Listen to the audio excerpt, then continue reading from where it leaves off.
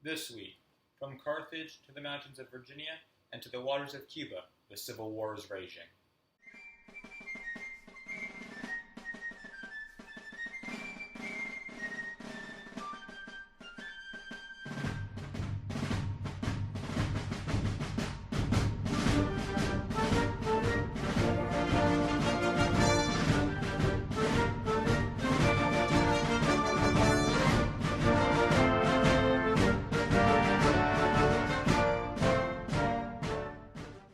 On the 5th is the Battle of Carthage, a decisive battle in the Third Punic War.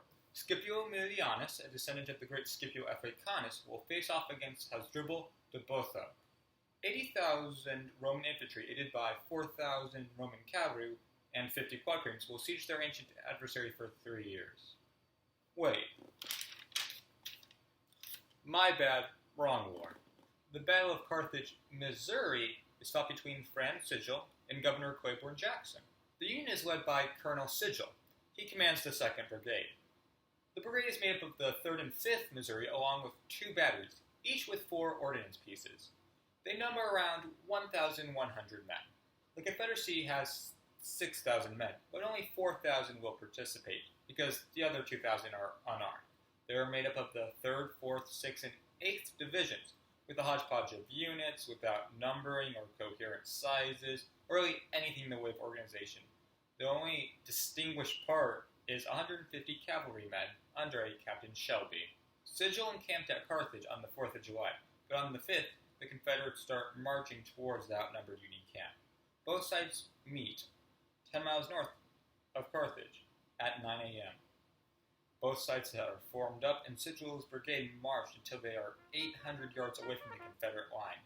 The battle truly begins as Sigel artillery fires at the Confederate line. The Union line then closes in for a fight.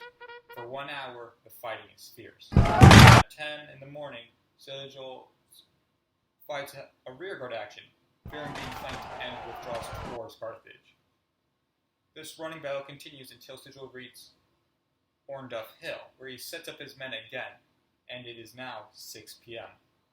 For 1 hour, the Union holds the hill as Sigel slowly siphons off men to go protect Carthage proper. At 9 p.m., Sigel is barely in the town. Things are not looking so good for him. Luckily for him, the fighting has actually worn out the Confederates, and the battle is ended. It is the night to evacuate towards Sarkozy. The Union has lost 44 men to the Confederate 200. It's still technically a win for the Confederacy, with the Union having fled the field, and they use this for their propaganda. On the 6th, the CSS Sumter releases 7 captured Union merchant vessels. The Sumter was commissioned on the 3rd of June and has eluded Union ships. The Sumter will go south after releasing these merchant vessels. This is a real blow to the Union blockade. Winfield Scott's Anaconda plan relies on a tight blockade, not to mention the blow to the Union economy if their merchant ships are being raided. I believe this naval war will be an interesting second story to the mainland war. On the 11th, another battle happens, this time at Rich Mountain. If you remember, a couple weeks back, we were introduced to George McClellan at the Battle of Philippi. Well, here he's back for round 2. McClellan has 3 brigades, Schleich's, Rosecrans, and Cook's brigades at Rich Mountain. The units are also at Laurel Hill, led by Thomas Morris, with his brigade and Hill's brigade. Charles W. Hill, not any other famous Civil War Hills. Combined, they have around 7,000 men. For the Confederates, they'll be led by Brigadier General Garnett at Laurel Hill and Lieutenant Colonel Pegram at Rich Mountain. They have around 1,300 men for this battle. Before the battle begins, there are already problems in the Union camp. McClellan assumes that Confederate forces are numbering near 10,000 men, a number picked by his paranoia. Along with that, a separate defeatist commander warns his troops that the Confederates are actually at 10,000 men, dug in and with artillery, and claims that they will all die if they attack.